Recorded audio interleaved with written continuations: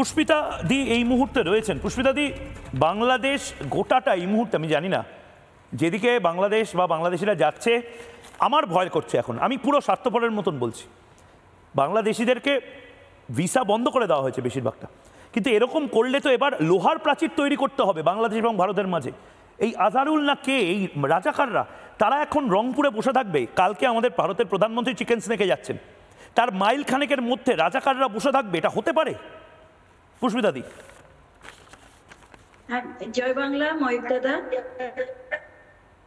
আর ঘটনা আসলে ভয়ের তো অবশ্যই, কিন্তু তার চেয়ে বড় বিষয়টা হচ্ছে আসলে আমরা খুব হার্ড ব্রোকেন, মানে বাংলার মাটিতে, বাংলাদেশের মাটিতে এখনো আমাদের রাজাকারদের কথা শুনতে হয়, রাজাকারদের নিয়ে সমাবেশ দেখতে হয়, এবং রাজাকারদের যে প্রশ্রয় দিচ্ছেন আমাদের বর্তমান যারা এই মানে দখলদারি, আমি যেটা বলবো, তারা অন্যায়ভাবে যারা ক্ষমতা দখল করে আছেন, তারা এই যে তাদের পৃষ্ঠপোষকতায় তারা যে এই যে রাজাকারদেরকে জেল থেকে মুক্ত করছেন, সেই সাথে শুধু রাজাকার না, রাজাকারের সাথে এই যে হিজবুত তাহরিরি, তাদের এই সংগঠনগুলো হিজবুত তাহরিরি এবং জামাতে ইসলামী এবং ছাত্র শিবিরের মতো যে সংগঠনগুলো, যেটা শুধু বাংলাদেশের জন্য নয়, ভারতের জন্য এবং পুরো বিশ্বের জন্য।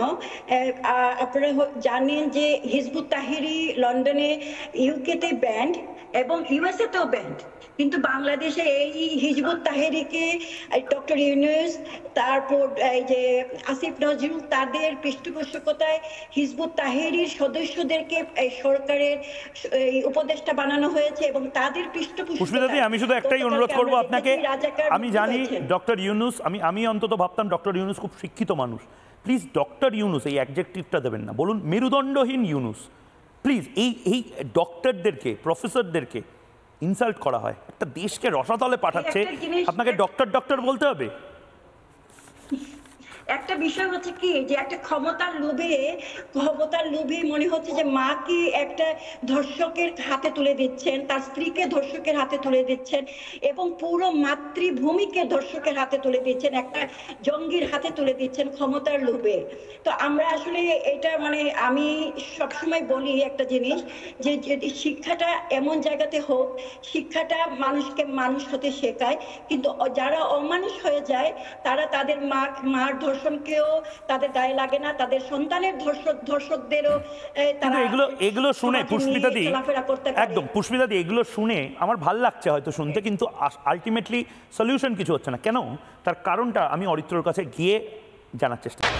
নানা ধরনের কন্টেন্ট দেখার জন্য লাইক করুন, শেয়ার করুন আমাদের ফেসবুক পেজ, সাবস্ক্রাইব করুন আমাদের ইউটিউব চ্যানেল। পাশাপাশি অন্যান্য ব্রেকিং নিউজের জন্য অবশ্যই চোখ রাখুন রিপাবলিক বাংলায়।